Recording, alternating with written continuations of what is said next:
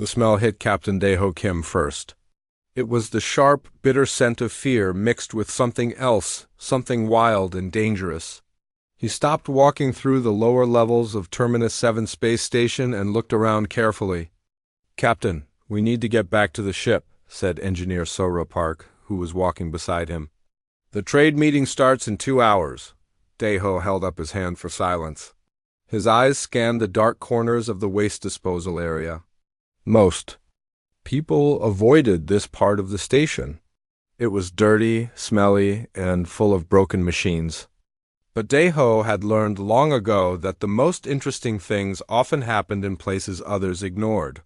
A soft whimper came from behind a pile of old metal scraps. Daeho moved closer, his boots making small splashing sounds in the puddles of dirty water on the floor.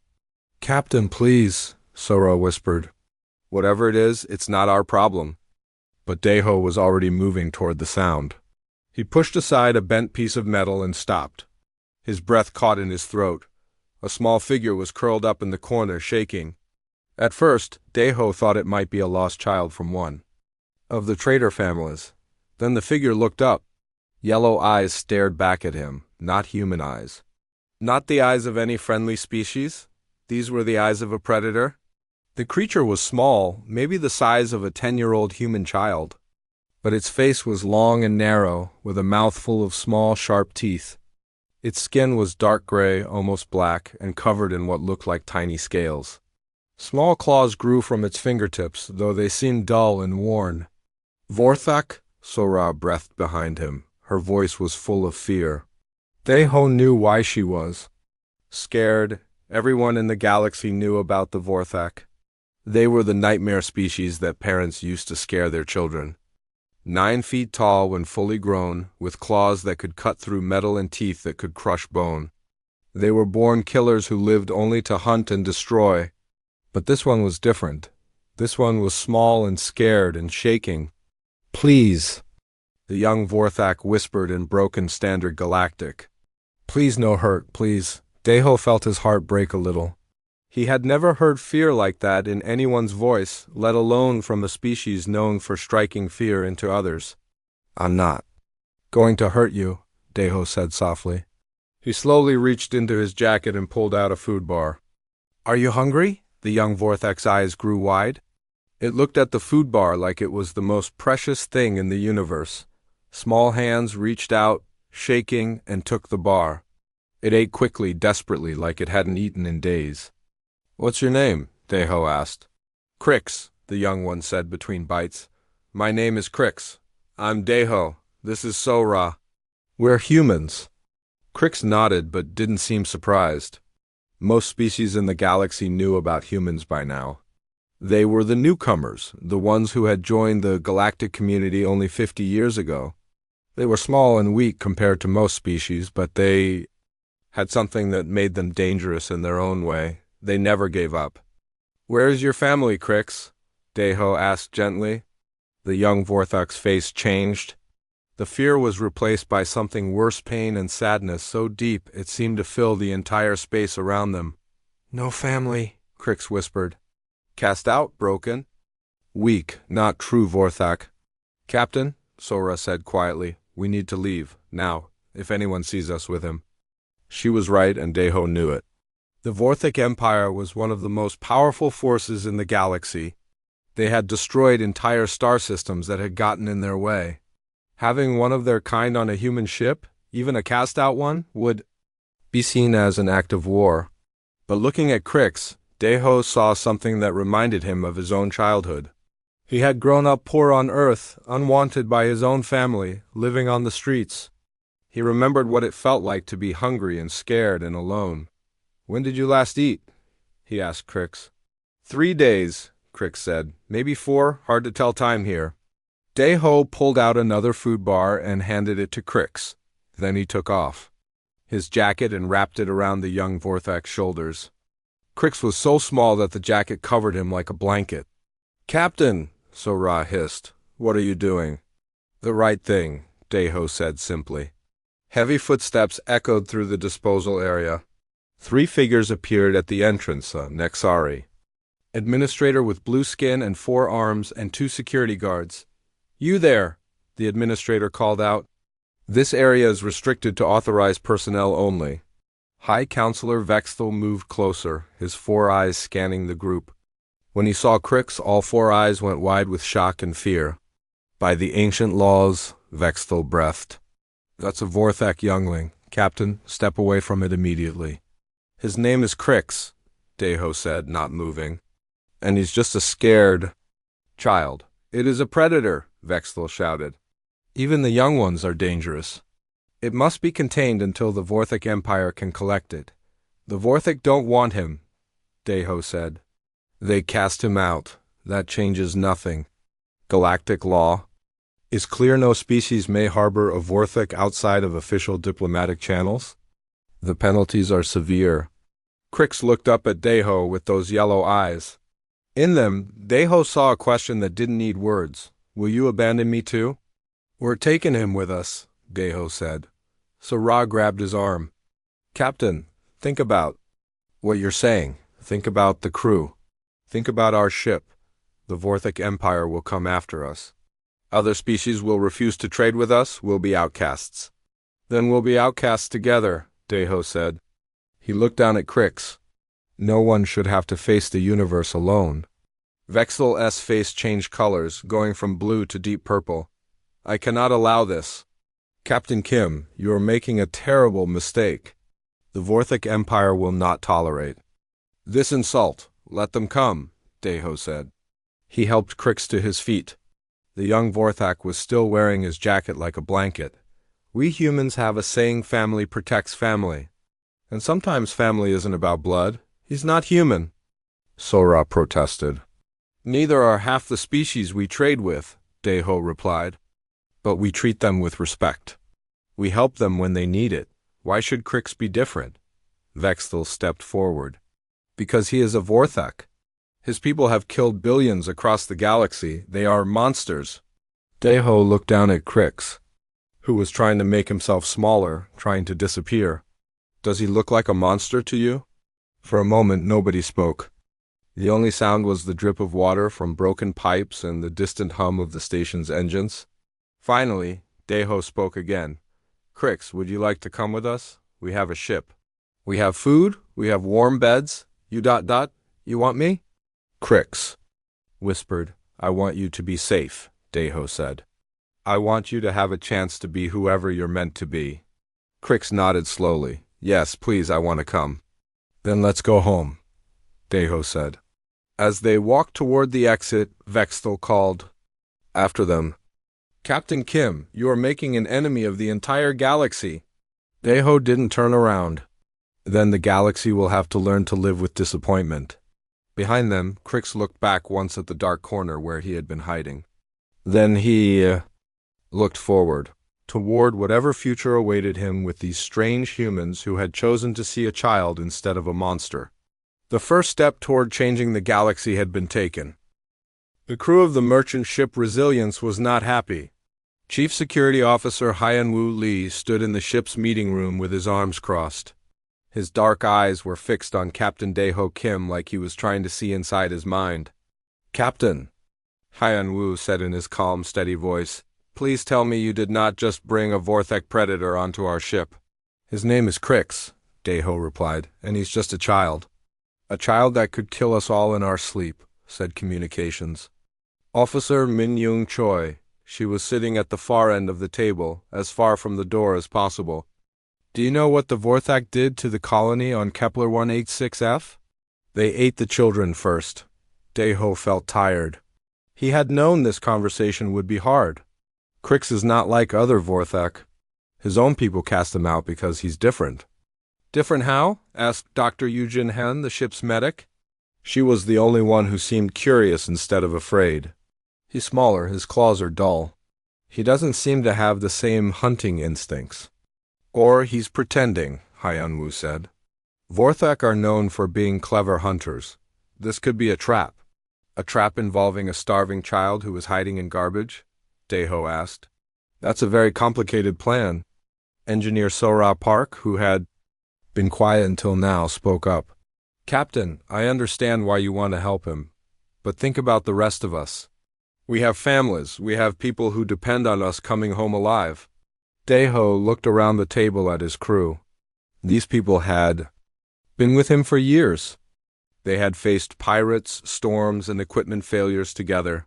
They trusted him with their lives. Now he was asking them to trust him with something that might get them all killed. I need to see him, Dr. Yujin said suddenly.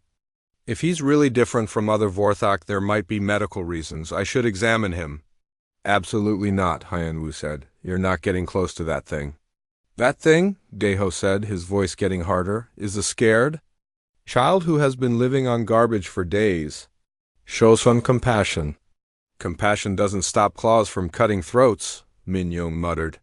Before anyone could answer, the ship's alarm started beeping. The lights in the meeting room changed from white to red. Captain, to the bridge, came the voice of First Officer Tae-hyung-yoon over the comm system. We have a problem.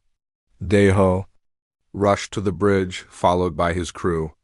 On the main screen, they could see 3 Nexari patrol ships approaching fast. They're demanding we return to the station, Tae-hyung said. They want to search the ship. For what? Deho asked, though he already knew the answer. For the Vorthok child? High Counselor Vexful has declared him a danger to station security. They want to take him back. Take him back to what? Deho said, to starve in the garbage? Captain, Hyanwu said quietly, maybe this is for the best. We can say we were trying to help, but the authorities...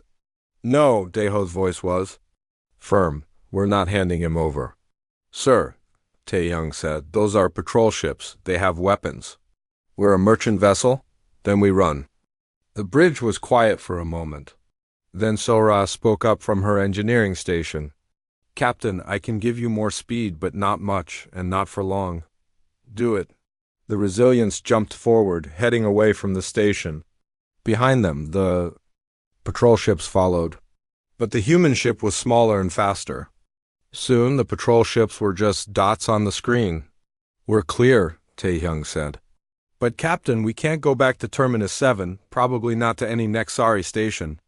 I know, Deho said. Set course for the outer rim, we'll figure out our next move there. As the ship jumped into hyperspace, Deho left the bridge and walked to the small storage room where they had put Crix. He had given the young Vorthok some blankets and food, but he was still scared. When Deho opened the door, Crix was sitting in the corner, wrapped in a blanket. He looked up with those yellow eyes. They want to take me back, Crix said. It wasn't a question. Yes, Deho said honestly. But we're not going to let them. Why? Crix asked. I bring you trouble. I bring you danger. Why do you help me? Deho sat down on the floor next to Crix. Because everyone deserves a chance to be more than what others expect them to be. Other Vorthok, they are strong. They are fierce. They are warriors. Crix held up his hands, showing his dull claws. I am broken. I am weak. I cannot hunt. I cannot fight. I cannot be what Vorthok should be. Maybe, Deho said, you're not broken. Maybe you're just different. Maybe you're supposed to be something new. 2 days later, the ship was traveling through empty space when the accident happened. So Ra was working in the engine room when a coolant pipe burst. The heavy liquid flooded the area, and when Sora tried to escape, a piece of metal fell and trapped her leg. Help! She screamed over the comm. I'm trapped in engineering section C.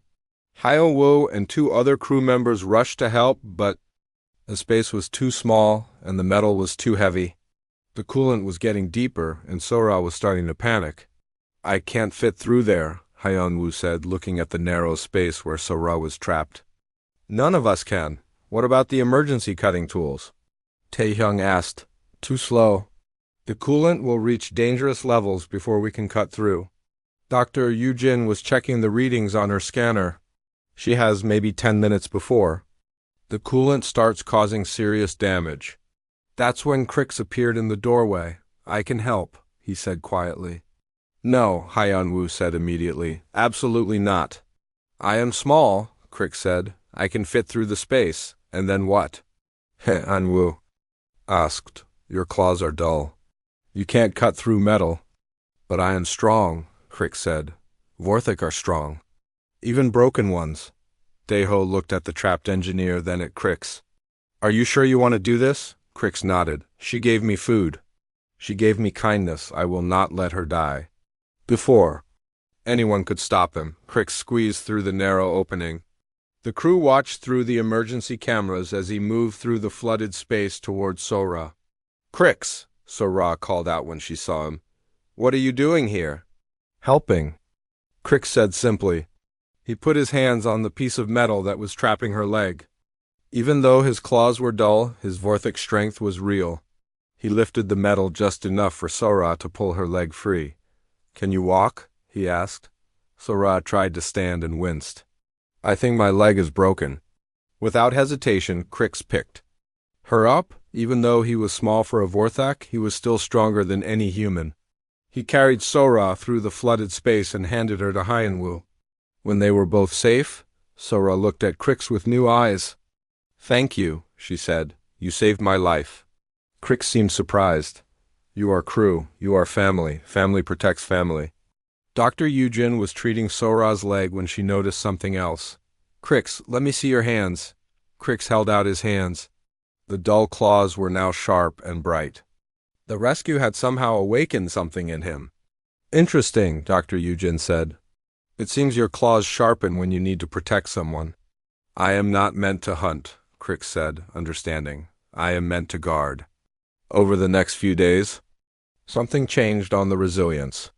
The crew stopped looking at Crix with fear. They started seeing him as part of the team. Min Young taught him how to use the communications system. Taeyang showed him star charts and navigation. Even Hyanwu began including him in security briefings. He's not what I expected, Hyanwu admitted to Deho one evening. He's gentle. But when Sora was in danger, he moved like a warrior. Not like a warrior, Deho corrected, like a guardian. But their peaceful time was about to end. On the ship's long-range scanners, 3 red dots appeared and started moving toward them. Captain, Taeyang called from the bridge. We've got company. 3 ships, unknown class, approaching fast. Deho looked at the scanner readings and felt his heart sink. The energy signatures were unmistakable. They're Vorthak, he said. The hunt had begun. The 3 Vorthak ships were getting closer. On the main screen of the Resilience, they looked like metal sharks cutting through space. Each one was twice the size of the human merchant vessel. Captain, First Officer Taeyang Yoon said, his voice tight with worry, they're demanding we stop and prepare to be boarded. Captain Daeho Kim looked at the scanner readings. The Vorthak ships were fast and heavily armed. The Resilience was built for carrying cargo, not fighting wars. What do they want? He asked, though he already knew the answer. They're asking for the return of a stolen Vorthak youngling, Taeyang replied. They say we have committed a crime against the Vorthak Empire. In the corner of the bridge, Crix was standing very still. His yellow eyes were fixed on the screen, watching the ships of his own people approach. His small hands were shaking. I should go with them, Crix said quietly. I should not have stayed. I bring you danger. You're not going anywhere, Daeho said firmly. You're part of this crew now. But they are right, Crix said. I am Vorthak. I belong with my people. Your people threw you away like garbage, Engineer Sora Park said angrily. She was still using a walking stick because of her injured leg. We found you, we fed you, we gave you a home. Now you belong with us. Dr. Yujin Han was studying the scanner readings. Captain, those ships are not just any Vorthak vessels. Look at the markings. Daeho looked closer. The ships had red and black stripes along their sides. His blood went cold. Imperial hunters, he said. They're not just any Vorthak. They're the Empire's special forces. What does that mean? Asked Communications Officer Min Young Choi. It means they don't just want Crix back, Daeho said. They want to make an example of us. They want to show the galaxy what happens when you interfere with Vorthak business. Captain, Chief Security Officer Hyanwu Lee said, we need to run. Now, where? Daeho asked. They're faster than us. They have better weapons. We can't outfight them. Then we outsmart them, Sora said. We know these ships better than they do. We know places to hide. The Kepler asteroid field, Tae-hyung suggested. It's only 2 hours away. We can lose them in there. Too dangerous, Hyun-woo said. Those asteroids move fast. One wrong. Turn and we're dead. Better than being caught by the Vorthik, Sora replied. Dae-ho made his decision. Set course for the asteroid field. Sora, give me every bit of speed you can. The Resilience turned and jumped to maximum speed. Behind them, the Vorthek ships followed like hunting wolves. They're gaining on us, Tae-young reported. We'll reach the asteroid field with maybe 5 minutes to spare. That's enough, Dae-ho said. Crix, I need your help. Crix looked surprised. What can I do? You know how Vorthek think? How do they hunt? What do they expect their prey to do? Crix thought for a moment. They expect fear. They expect running in straight lines. They expect panic.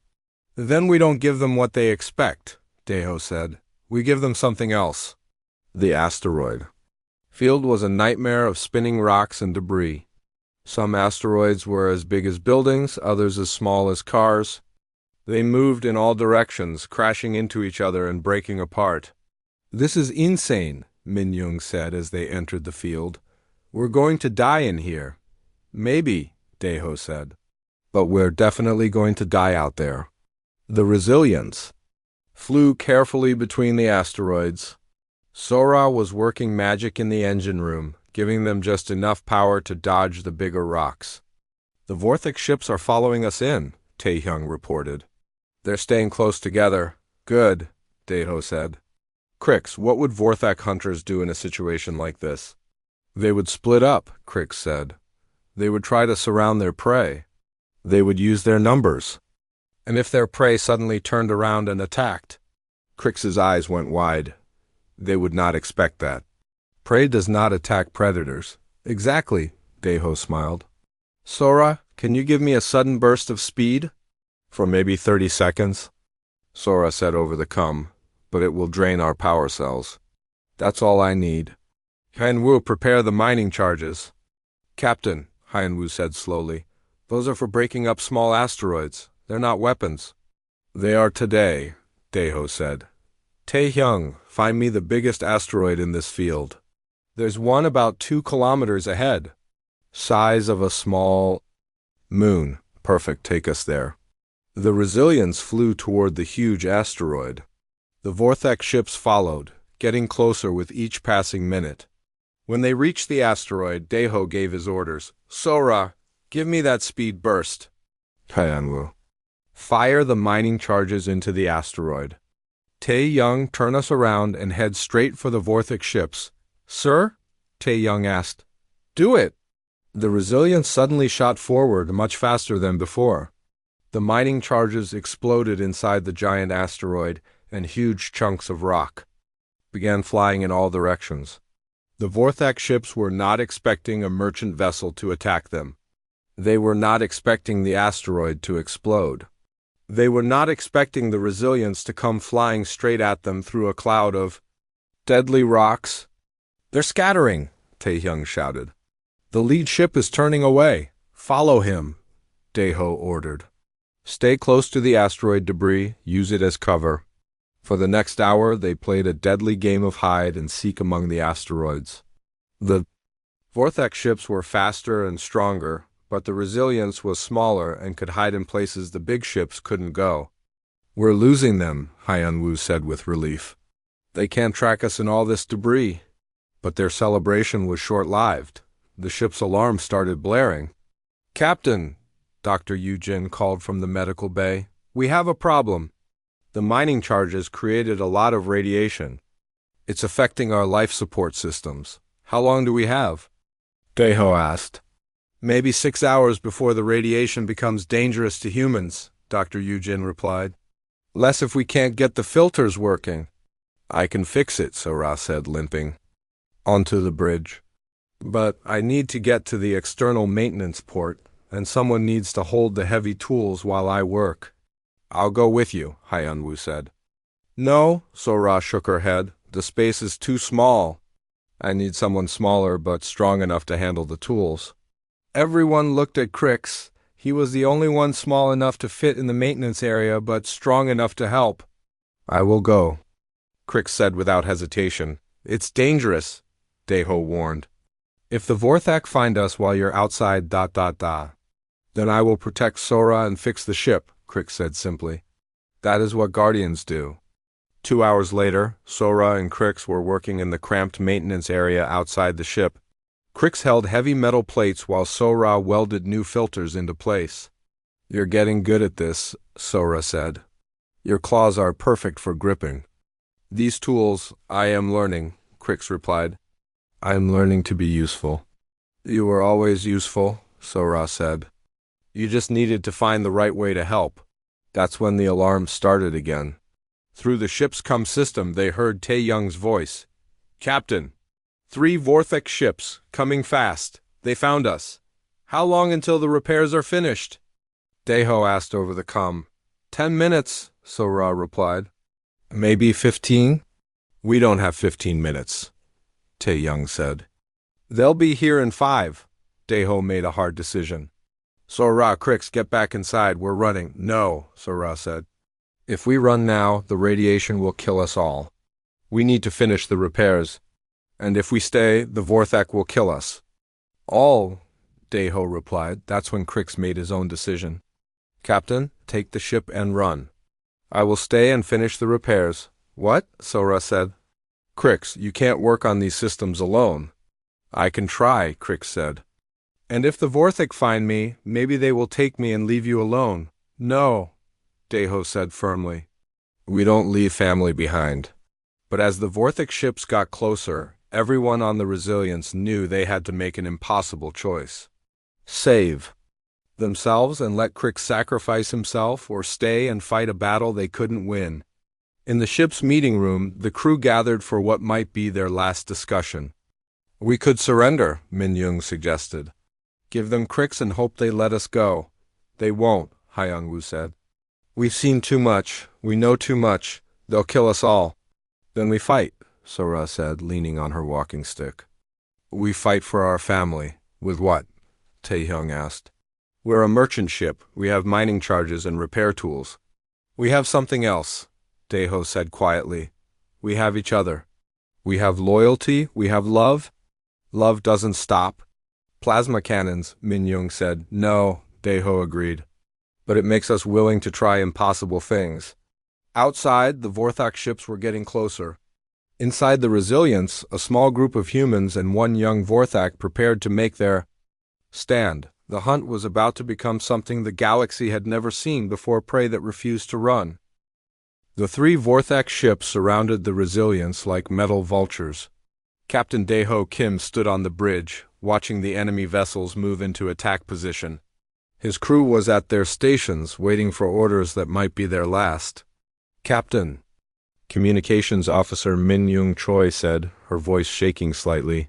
They're sending a message. Put it on screen, Deho said. The main screen flickered, and a face appeared that made everyone on the bridge step back. It was a full-grown Vorthak warrior, 9 feet tall, with razor-sharp claws and teeth like knives. His yellow eyes burned with anger. I am Commander Thakvar of the Imperial Hunt, the Vorthak said in a voice like grinding metal. You have stolen property of the Vorthak Empire. Return the defective youngling immediately, and your deaths will... Be quick. His name is Crix, Deho said calmly. And he's not property, he's a member of my crew.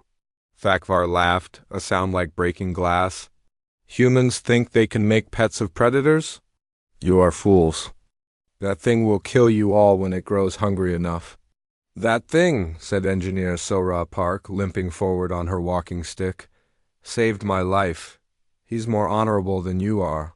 Silence, Thakvar roared. You will return the youngling now, or we will take it from your corpses. Then you'll be taking it from our corpses, Deho said. Because we're not giving him up. The screen went dark. A moment later, alarms started ringing throughout the ship.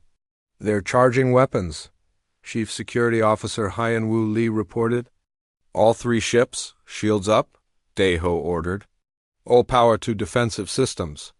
Captain, First Officer Tae-young Yoon said quietly, Our shields won't hold against 3 Vorthak warships. We have maybe 2 minutes before they break through. Daeho looked around the bridge at his crew. These people had followed him across the galaxy. They had trusted him with their lives. Now he was asking them to die for a principle. Anyone who wants to leave can take the escape pods, he said. I won't think less of you. Nobody moved. We're with you, Captain, Hyunwoo said. All of us. Where is Crix? Daeho asked. In his quarters, Dr. Yujin Han replied. He's been there since we detected the Vorthak ships. Get him, Daeho said. If we're going to die, we die together. Dr. Yujin hurried off the bridge. She found Crix sitting on his small bed, staring at the wall. He looked up when she entered. They came for me, he said. I knew they would. The captain wants you on the bridge, Dr. Yujin said. Why? So I can watch my friends die because of me? Dr. Yujin sat down beside him. Crix, do you know what family means to humans? People who share blood, Crix said. No, Dr. Yujin said. Family means people who choose to love each other. People who protect each other. People who stand together when the world is against them. I am not human, Crix said. That doesn't matter, Dr. Yujin said. You chose to protect Sora. You chose to help fix the ship. You chose to be part of this crew. That makes you family. Crix looked at her with his yellow eyes. And family stands together? Always, Dr. Yujin said. They walked to the bridge together. When Crix arrived, everyone turned to look at him. He was small compared to the humans around him, but he stood straight and tall. I am sorry, he said. I am sorry I brought this danger to you. You didn't bring danger, Daeho said. You brought hope. You showed us that even the most feared species in the galaxy can produce someone gentle and kind. The ship shook as the first Vorthak attack hit their shields. Shields down to 60%, Taehyung reported. Captain, Sora said over the come from the engine room, I can give you one good surprise. I've been working on the mining charges. I've linked them all together into one big explosion. How big? Daeho asked. Big enough to damage a Vorthak ship if we can get close enough, Sora replied. But we'd have to ram them. That's suicide, Hyunwoo said. We're already dead, Daeho said. At least this way we take one of them with us. Another attack hit. The ship, the lights flickered. Shields down to 30%, Taehyung said. Wait, Crix said suddenly. I have an idea. Everyone looked at him. Vorthak ships have a weakness, Crix said. Their engines run very hot. If something got inside? The engine room. The mining charges, Daeho said, understanding. But how do we get them inside their ship? I go, Crix said simply. What? Dr. Yujin said. Crix, that's impossible. I am small, Crix said. I can fit in places others cannot. I know Vorthak. Ships from when I was young. You'll never make it, Hyunwoo said.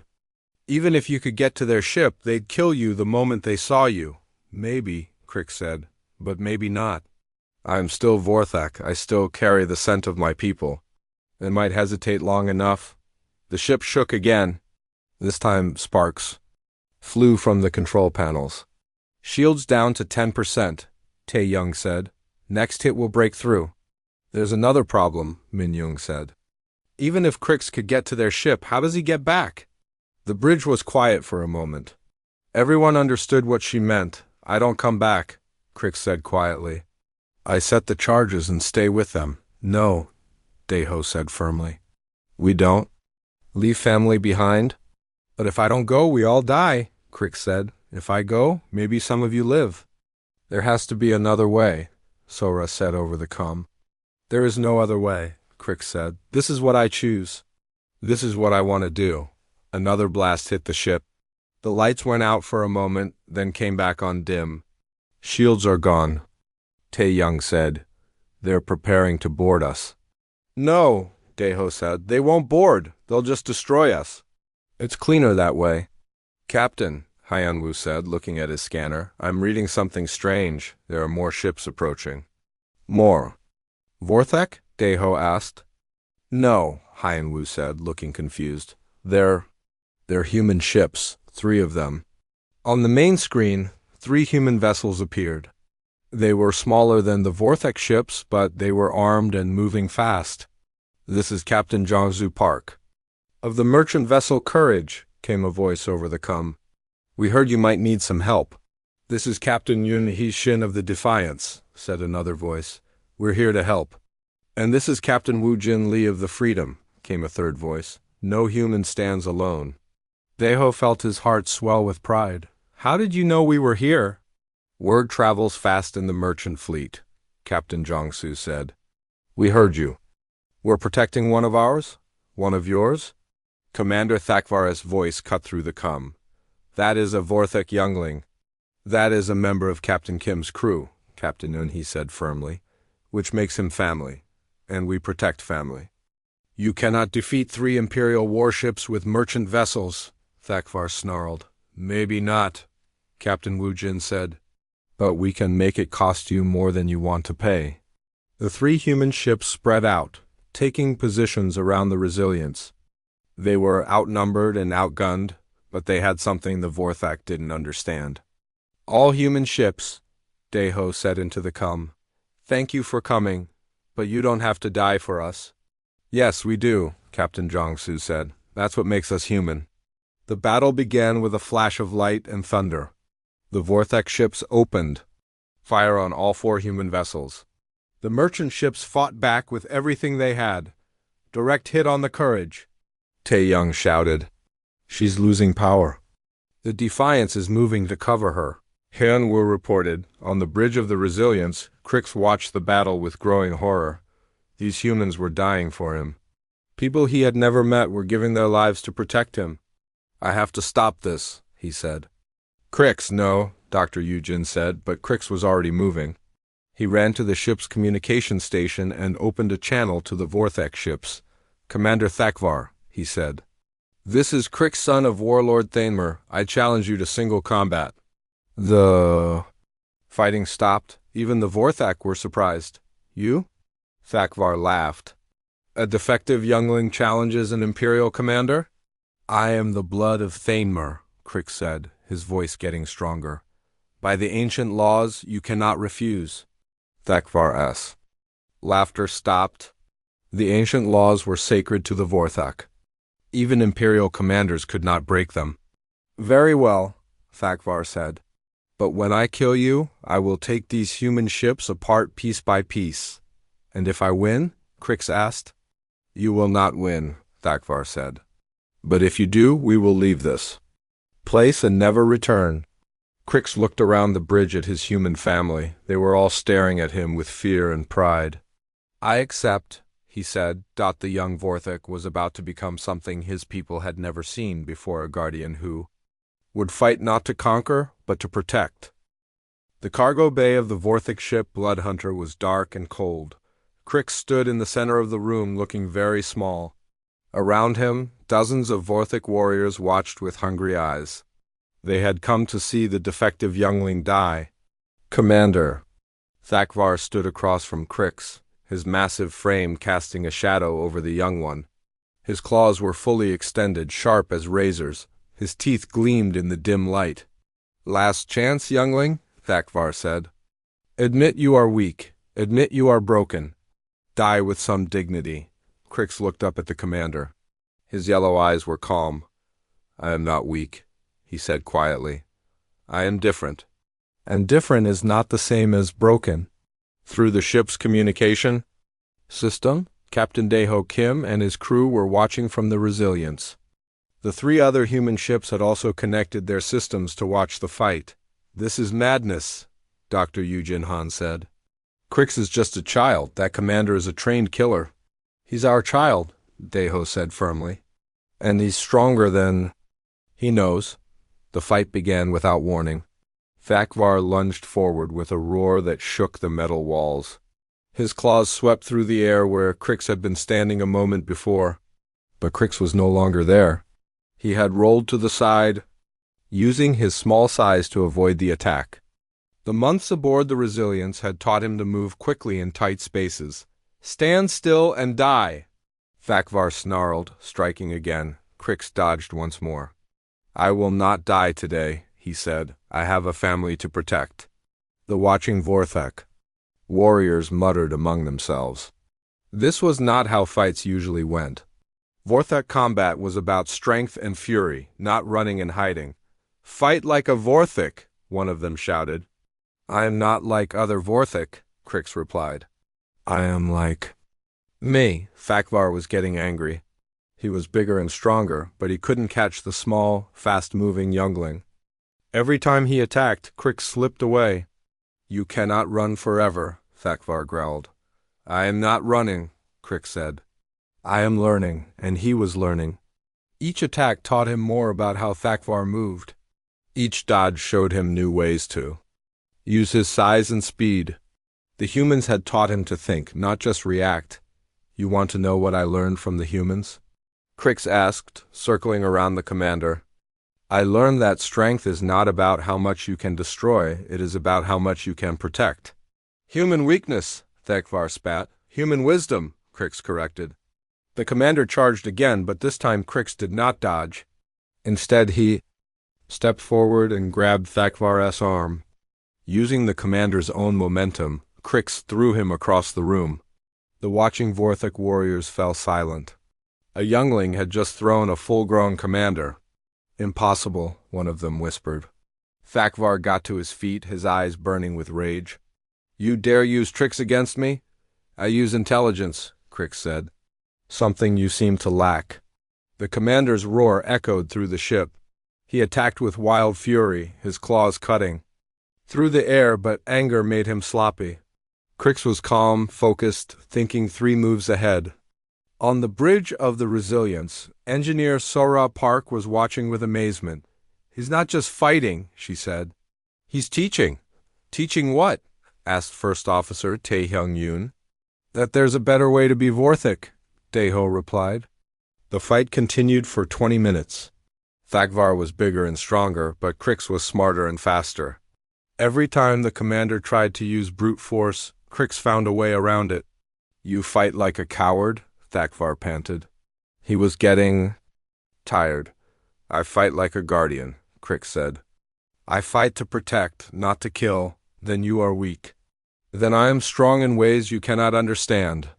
Crix stopped dodging and faced the commander directly. "You want to see Vorthek's strength? I will show you Vorthek's strength." What happened? Next shocked everyone watching. Crix's claws grew longer and sharper. His muscles expanded. His eyes began to glow with an inner fire. But unlike other Vorthek warriors, he did not roar with rage. He remained calm, controlled. "What is this?" Thakvar stepped back in surprise. "This is what I really am," Crix said. "Not a broken warrior. Not a failed hunter. I am something new. I am a guardian." The transformation was not complete evolution, it was awakening. The months with the humans had not made Crix weak. They had made him into what he was always meant to be. "Impossible," Thakvar said. "There are no guardians. They are myths. Stories." "I am no story," Crix said. "I am real, and I am here to protect my family." The final clash lasted only seconds. Thakvar attacked with everything he had, but Crix was ready. He caught the commander's claws with his own, and for a moment, they were locked together. Then Crix spoke, his voice carrying clearly through the ship. "I am Crix, son of Thanmur, guardian of the Resilience. I claim victory by right of combat." He pushed Thakvar back, but he did not kill him. Instead, he stood over the fallen commander and offered him a hand. "The fight is over," Crix said. "You are defeated, but you are not dead. This is the guardian way." Thakvar stared at the offered hand. In all his years of fighting, no one had ever shown him mercy after defeating him. "Why?" he asked. "Because killing you would not protect my family," Crix said. "It would only create more enemies." An old voice spoke from the shadows of the cargo bay, "Because that is what guardians do." Everyone turned to see an ancient Vorthak step into the light. He was older than anyone had ever seen, his scales gray with age, his claws worn smooth by centuries of use. "Elder Turvash," Thakvar gasped, "you should not be here." "I am exactly where I need to be," the elder said. "I have come to see the return of the Guardians." "Guardians are myth," Thakvar said weakly. "Guardians are history," Turvash corrected. Long ago, before the Empire became obsessed with conquest, our people had two castes. The hunters, who provided food and protected the tribe from enemies, and the guardians, who protected the weak and maintained peace. The elder walked over to Crix and placed a weathered hand on his shoulder. The Empire eliminated the guardians because they believed strength meant dominance, but they were wrong. True strength means knowing when not to use your power. I don't understand, Crix said. You are not broken, Torvash said gently. You are evolved. You represent what our people could become if we chose protection over destruction. The elder turned to address the watching warriors. This youngling has shown us a new path. He has proven that Vorthak can be more than killers. We can be protectors. Never, one of the warriors said. We are predators. We are hunters. And what has that brought us? Torvash asked. Fear? Hatred? Isolation? We are the most powerful species in the galaxy, and we are alone. He gestured to the screens showing the human ships. These humans found one of our cast-offs and made him family. They risked their lives to protect him. When did we last risk anything for others? The warriors were quiet. They had no answer. The Empire will not accept this, Dakvar said, struggling to his feet. They will send more hunters. Some will, Torvash agreed, but others will see what I see. They will see that change is possible. On the bridge of the Resilience, the crew was watching with amazement. Their small, gentle Crix had not only won the fight, he had started a revolution. Captain, Communications Officer Min Young Choi said, we're receiving messages from Vorthok ships across the sector.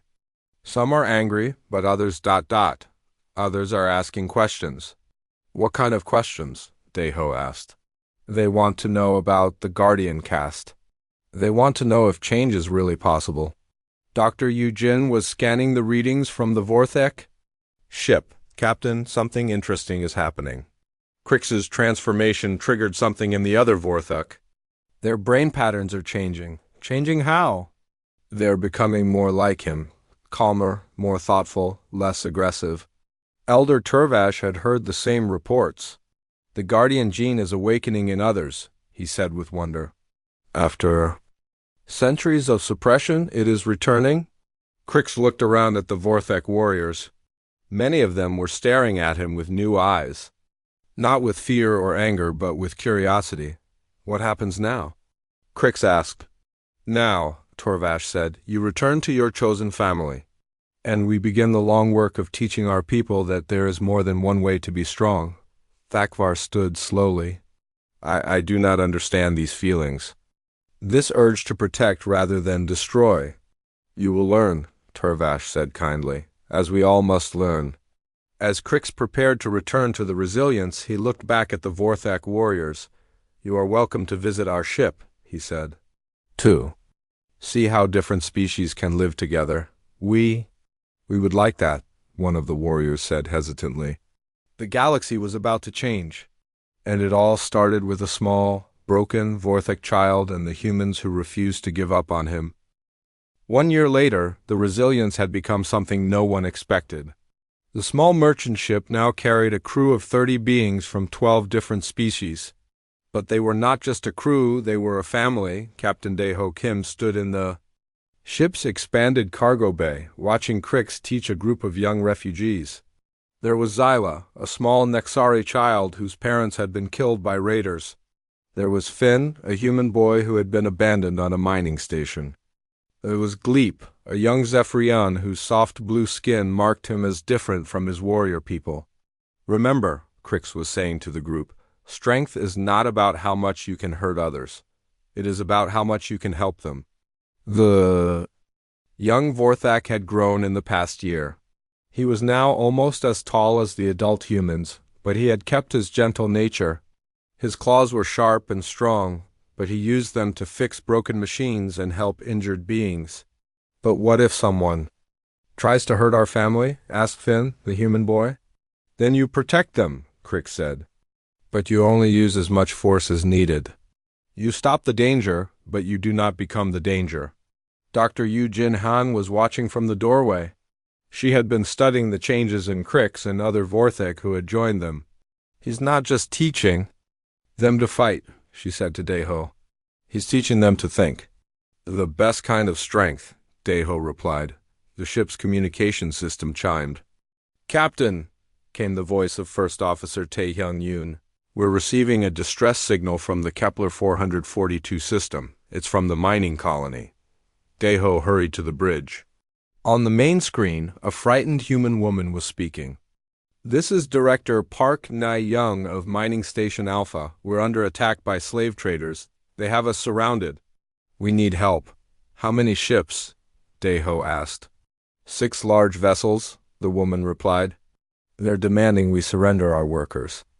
They say they'll destroy the station if we refuse. That's the Crimson Syndicate, said Chief Security Officer Hyun-woo Lee. They've been taking people from the outer colonies for months. How long until they attack? Daiho asked. 4 hours, Director Park said. Maybe less. Please, we have families here. Children, Daiho looked around the bridge. The Resilience was no longer just a merchant ship, but it was still not a warship. How many people are we talking about? 3,000, the director said. Men, women, children. All of them will be sold as slaves if we can't stop this. We can't fight 6 ships, Hyun-woo said quietly. Even with our improvements, we're not strong enough. Then we don't fight them, Crick said, entering the bridge. We stop them. What's the difference? Asked Communications Officer Min-young Choi. Fighting is about destroying your enemy, Cricks explained. Stopping is about protecting your family. Engineer Sora Park looked up from her console. Captain, I'm detecting something interesting. We're not the only ones who heard that distress call. What do you mean? I'm picking up ships moving toward the Kepler system, lots of them. On the main screen, dozens of ships appeared on the scanner. They were coming from all directions, merchant vessels, passenger ships, even some small military craft. This is Captain Jong-soo Park of the Courage, came a familiar voice. We heard someone needed help. Captain Yoon-hee Shin of the Defiance. Here, we're on our way. Captain Woo-jin Lee of the Freedom. Nobody attacks innocent people while we're around. Soon the communication channels were filled with voices. Human ships, Nexari traders, Zephyrian patrol boats, even some reformed Vorthak vessels. All of them were heading to help the mining colony. How did they all know? Daiho asked. Word spreads fast, Tae-young said. Everyone knows about the Resilience now. When you help someone, they tell others. When those others need help, they remember. The fleet of rescue ships reached the Kepler system just as the slave traders were preparing to attack. The 6 Crimson Syndicate ships suddenly found themselves surrounded by 40 vessels of all sizes. This is Admiral Carthen of the Crimson Syndicate, came a harsh voice over the com. You are interfering with legal salvage operations. This is Captain Daiho Kim of the Resilience, Daiho replied. There's nothing legal about slavery. Leave now or we'll make you leave. You cannot stop us, the Admiral said. We have the stronger ships. Maybe, Daiho said. But we have something you don't understand. And what is that? We have each other. The battle that followed was unlike anything the galaxy had seen. The slave traders were skilled fighters with powerful weapons. But the rescue fleet fought with something more than skill. They fought with purpose. When the Courage was damaged, the Defiance moved to protect it. When a Nexari ship lost power, a Zephyrian vessel shared its energy. When the Resilience was surrounded, a reformed Vorthak ship broke through the enemy lines to help Dot in the middle of the battle. Crix was coordinating the rescue efforts. His ability to think like a Vorthak but act like a Guardian made him perfect for the job. Syndicate Ship 3 is moving to attack the mining station, he reported. The Freedom and 2 Nexari ships are moving to intercept. What about the main enemy ship? Hyun-woo asked. The reformed Vorthak vessel New Dawn is engaging it, Crick said. Commander Velinara says to tell you that Guardians stand together. The battle lasted 3 hours. When it was over, 4 of the 6 slave ships were destroyed, and the other 2 were fleeing. The mining colony was safe. Casualty report, Daiho asked. 12 ships damaged, but no one killed, Dr. Yujin reported. The rescue fleet protected each other. And the slave traders? We rescued 47 people from there. Ships, Crick said. They had been taken from other colonies. They're free now. On the main screen, Director Park Na-young was crying with relief. Thank you, she said. All of you. You saved us. We saved each other, Daeho replied. That's what families do. 3 months later, the Resilience was docked at New Haven Station, a new type of space station. It was built by many species working together, and it welcomed everyone. Crix was in the station's main plaza, teaching a group of young beings from different worlds. Among them were several young Vorthak who had been cast out by their own people, just like he had been. The most important thing to remember, Crix was saying, is that you are not broken. You are not mistakes. You are exactly what the galaxy needs. But our people don't want us, said a young Vorthak female named Vex. Then we will be your people, Crix said gently. We will be your family. Daeho watched from a distance, his heart full of pride. The scared, abandoned child they had found in the garbage was now a leader, a teacher, a guardian. He's changed the galaxy, Dr. Yujin said, joining him. No, Daeho said, he's shown the galaxy what it could become. Elder Turvash approached them. The ancient Vorthak had become a frequent visitor to the station. The Guardian awakening is spreading, he said. Hundreds of Vorthak are discovering their true nature. The Empire is fighting it, but change cannot be stopped. What happens now? Daeho asked. Now we keep growing, Turvash said. We keep teaching. We keep showing others that there is more than one way to be strong. And Crix? Crix will do what he has always done, the elder said. He will protect those who need protection. He will guide those who are lost. He will show the galaxy that love is stronger than fear. As the three of them watched, Crix finished his lesson and walked over to them. He was no longer the small, frightened child they had found. He was tall and strong, with scars from many battles. But his eyes were still gentle, still kind. Captain, he said to Daeho, we have received a message from the Outer Rim. There's a group of refugee ships under attack by pirates. They need help. How many ships? Daeho asked. 12, all families, all innocent. And how many will answer? The call? Crix smiled. 83 ships have already volunteered. More are coming. Daeho nodded. Then let's go protect some people. As the Resilience prepared to leave the station, Crix looked back at the young beings he had been teaching. They were from different worlds, different species, but they were all learning the same lesson. That strength comes from protecting others, not dominating them. Ready, Captain? Crix said. Ready for what? Daeho asked. Ready to save the galaxy, Crix replied. One family at a time. The ship jumped into hyperspace, carrying its mixed crew toward another rescue, another chance to show the galaxy that there was a better way. Behind them, the young beings they had taught would grow up to teach others. The cycle of protection and compassion would continue. The Predator's child had been forsaken by all except the humans who stayed, and in staying they had helped him become something greater than anyone imagined. Not a killer, but a guardian. Not a destroyer, but a protector. The galaxy was changing, one rescued life at a time.